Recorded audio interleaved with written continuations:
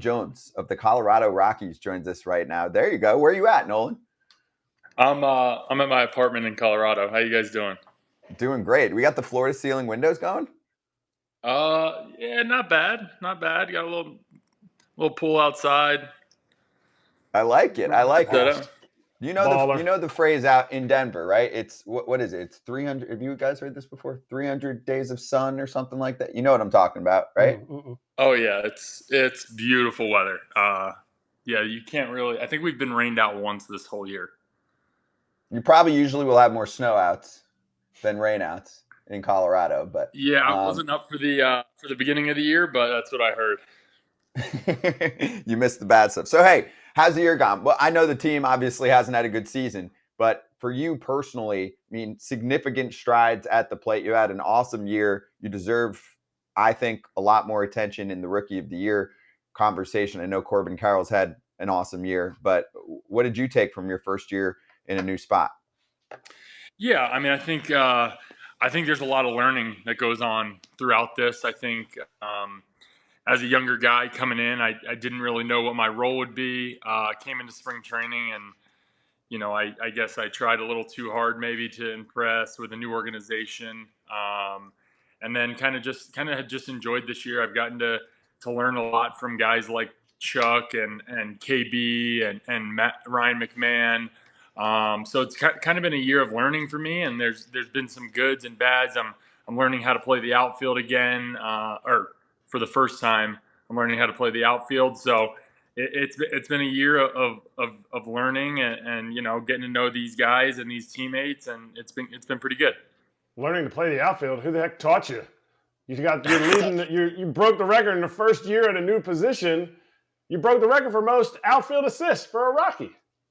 Yeah, I mean, yeah, I'm learning on the fly. Honestly, I think our center fielder Brenton Doyle is a Gold Glove caliber center fielder, so he makes my job a lot easier. I was talking to someone the other day, and they were talking about communication on fly balls, and I was kind of just my honest answer was that I kind of just let him go, and I kind of back him up, and it's kind of made my job a lot easier. But I'm learning on the fly. I think I have a good arm, so I've been able to get some assists, but there's still a lot of work out there that I need to do. I think that the reads aren't as great as they could be. The jumps aren't as good. So I think it's just kind of getting the reps out there. Do you think you were traded from the Guardians to the Rockies, clearly? Do you think the Guardians miss you? Because I think you have more home runs yourself than they do as an entire outfield. So do you think maybe the Guardians should have maybe said, hey, you can play the outfield for us here? No, I don't think of it like that. I mean, I think the Guardians had Oscar Gonzalez, Will Brennan, and Will Benson at the time of me being traded, and is like, those are three really really good players. And Will Benson ended up getting traded a little bit after me, but I think they saw a lot in Oscar Gonzalez last year and into the playoffs, and Will Brennan through the minor leagues was probably one of the best hitters in the entire minor leagues. So, I didn't exactly fit the mold of what Cleveland loved, which is, more of a contact guy, lower strikeout rates. I am someone who's going to strike out a little bit. So I definitely don't hold any bad thoughts about Cleveland. I loved my time over there, loved my teammates, my coaches. Got to play for Tito for a little bit, which was a really, really cool experience. So, I think they went with what their model is, and they like guys more of a contact guy, guys that play better outfield than I do. And, I happened to run into an opportunity where I got a chance to get some at-bats in the big leagues and kind of ran with it. So I don't think that, I don't hold anything against Cleveland. And honestly, I mean, I probably would have made the same decision they did. Well, I mean, you have a 927 OPS, and Will Brennan has a 651 OPS. So, I mean, maybe the Cleveland fans should hold them accountable for that one. Because, listen, I mean, no offense to Will Brennan. I mean, I'm sure he's going to be a fine player, but you're probably right now, you definitely have passed him, right? You've definitely passed him as a player. And I know it's only 1 year in. You're going to be all humble and say, but you're a better outfielder. You got a better arm. Hit more homers, because someone forgot to tell the Guardians homers are really important because they don't hit any home runs. They're last in baseball in home runs by like 100 this year. So maybe they should have been like, hey, old Nolan, I know you kind of played some first base for us, but we're going to stick you out there in right field and see what happens. Yeah. I mean, I absolutely love Will Brennan as a person, a teammate, and a player. I mean, like I said, there's nothing negative I could say about any person over there. They went with what they thought was best, and obviously, if we could see in the future, we'd all change some moves we've made or some things we've done. But in the time, they had Oscar Gonzalez up there, who was, I mean, in the playoffs, I think Oscar had 2 walk-offs last year. Like, his bat was magic. Oscar Gonzalez has an absolute bazooka of an arm. He probably has a better arm. No, he does have a better arm than I do.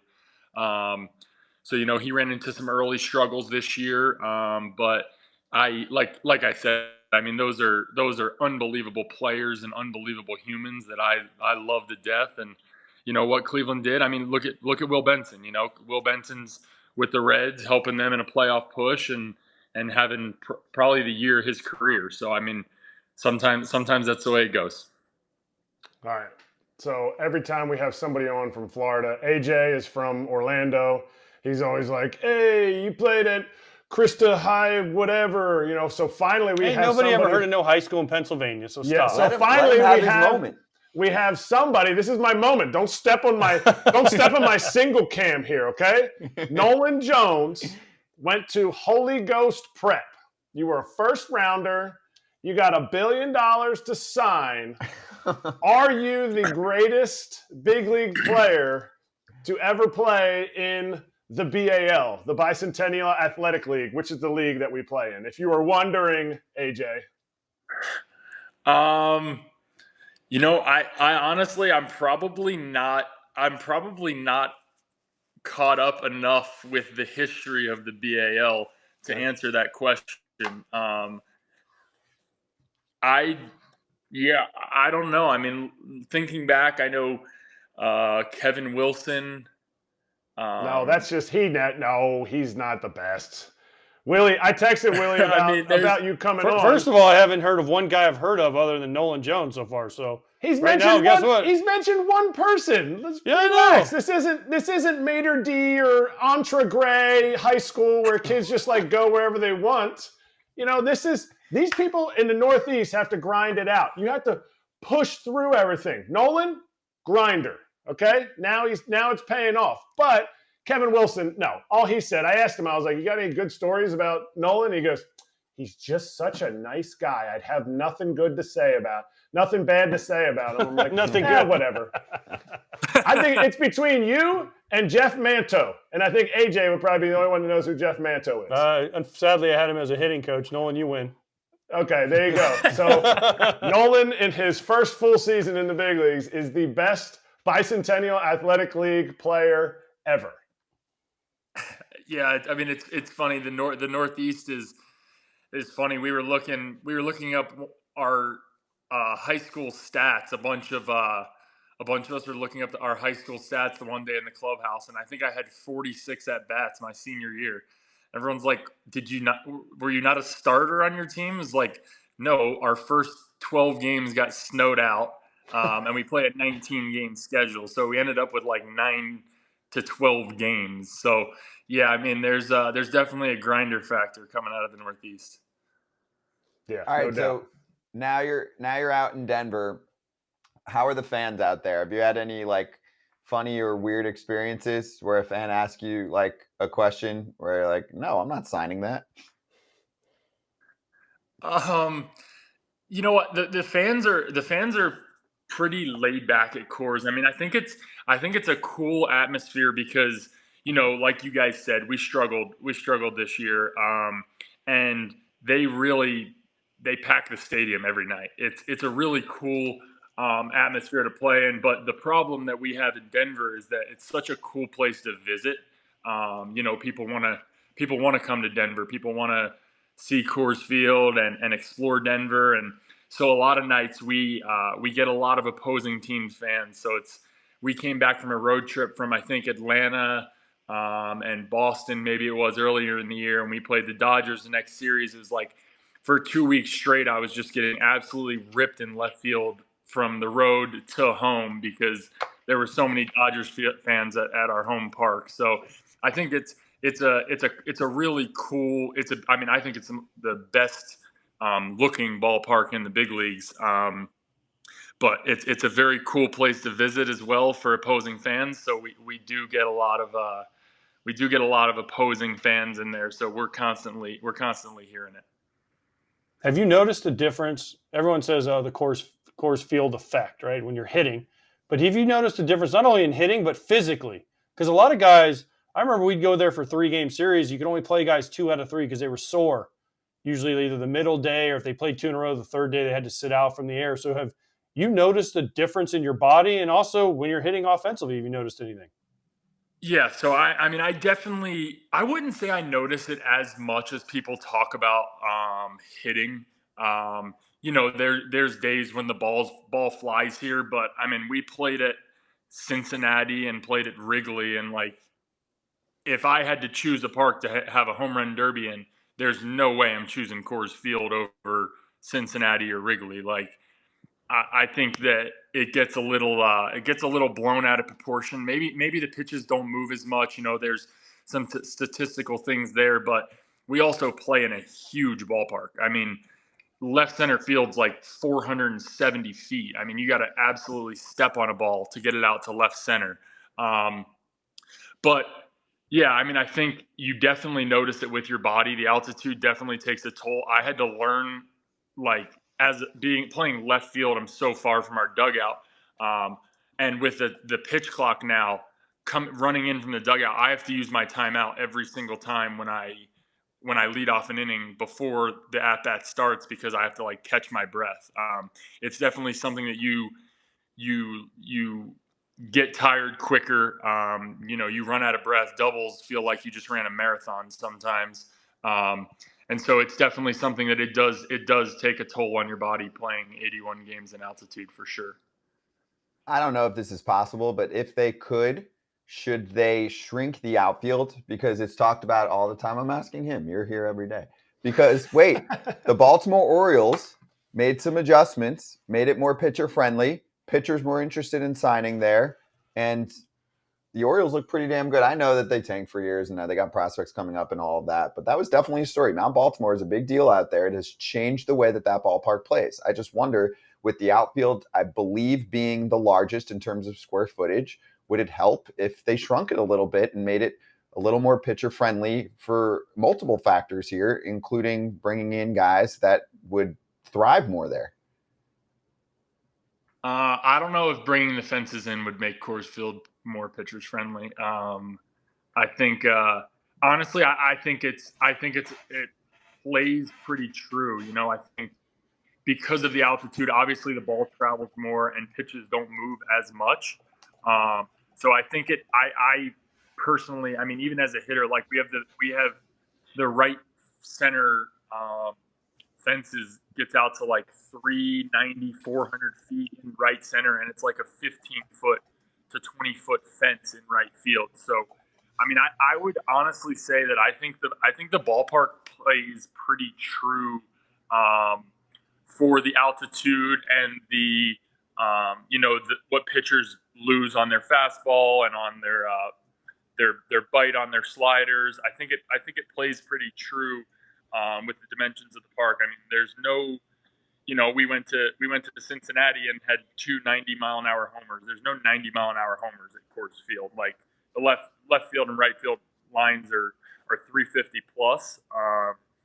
So although everybody talks about the altitude and how you hit the ball 1,000 feet further in altitude, our park is a lot bigger than a lot of parks. So I do think it plays pretty true to. Honestly, I think it's one of the harder fields to hit. Like, this may be a pretty bold take, but I think it's one of the harder fields to hit a home run in big leagues. I like that. I like bold takes. So here's another bold take. Do you hit 100 if they put you on the mound one of these last 5 games of the season? Because you threw 103, 102.7 the other day from the outfield. I don't know. I think I personally think that I'd get one shot at it. I think I'd probably blow out if I got on the mound and threw as hard as I could. but I don't know about 100, but I think I could run it up there in the upper 90s for sure. I pitched in high school a little bit. I could get it up to, I was 93, 95, but I haven't been off the mound in a long time, so I'm not really sure, but I definitely think I could get it up there, but it'd probably be a season-ending injury. Oh, we don't want that. No pitching. No, you Yeah. don't let your prized possession go on the mound. No. Yeah, that's no, for the crappy rowdy. players. But, yeah.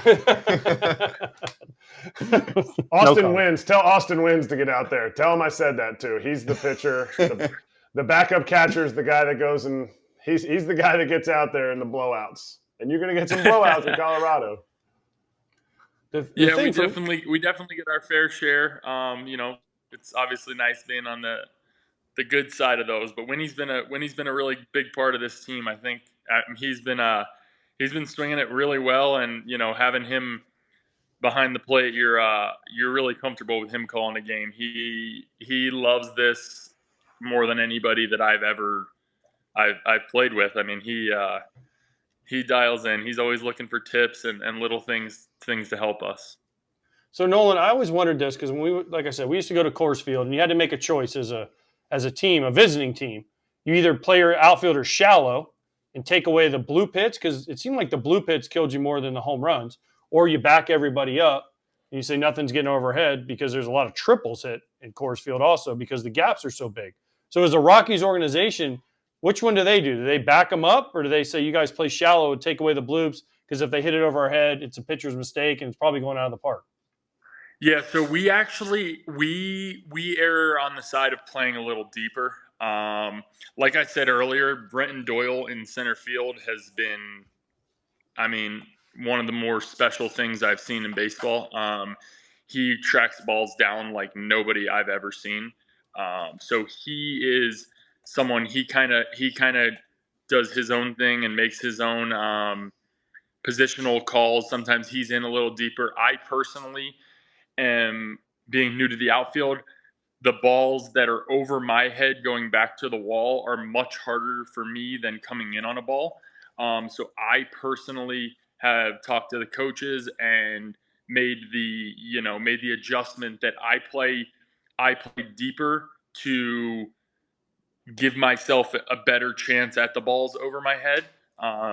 But I think as an outfield, as like an organization, we see teams typically coming in and playing deeper because the ball at Coors does stay up a little more, so it's gonna travel a little bit more, and sometimes those bloopers just hang up an extra second and let us come in on those. So I would say most teams come in and play a little bit deeper than usual. Have you seen Brent Suter, after every pitch, wipe his armpit as the ball's getting hit out into the gap, or do you not get to see it because you're chasing his fly balls down? I get to see it. Sudi B is one of the best characters and humans that I've ever gotten to play with.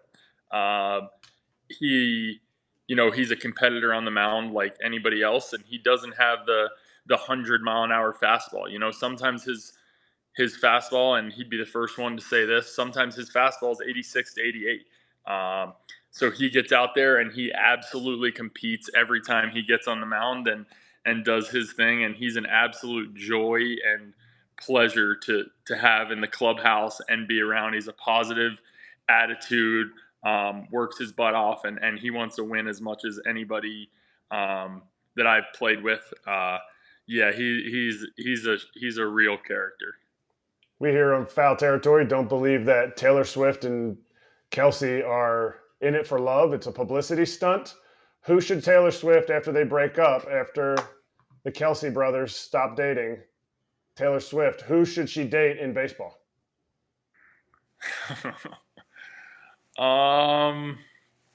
That's a really good question. That's a good question. I'm trying to think Rockies, but a lot of our guys are locked up. I'm not really sure who. I'm trying to think. No single Rockies that are hilarious? Yeah, they got to be older though, because Taylor Swift's 33 years old. It's not like doesn't matter. Yeah. It does to her though. Yeah, that's what I'm thinking. I mean, you gotta get, Honestly, like, there's guys are not many overthinking. singles. You got to get like a veteran star. Like Kelsey's older, right? He's a star. Like we need a veteran star. Yeah, but That's what single still? veteran star in Yeah. the game is single? It's not really popping in my head. I don't really, all of our veterans are married with kids. We got a bunch of kids running around the clubhouse. Yeah. Wait, are you a Swiftie? Not really. I mean, I like some of her music, and That's I a yes. love That's Travis a Kelce. yes. That's a yes. What's your walk-up song? Love story. It's